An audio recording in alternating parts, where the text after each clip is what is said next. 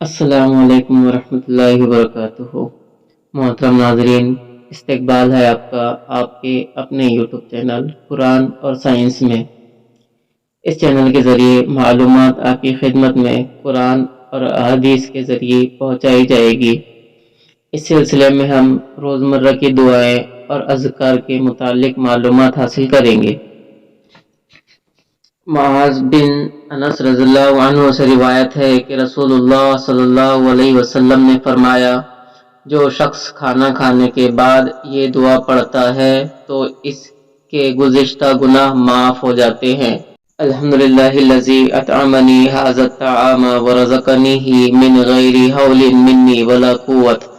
ساری تعریفیں اللہ تعالیٰ ہی کے لیے ہیں جس نے مجھے یہ کھلایا اور عطا کیا، میرے کسی ہیلے اور قوت کے بغیر۔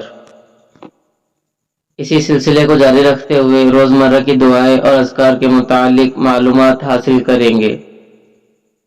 السلام علیکم ورحمۃ اللہ وبرکاتہ۔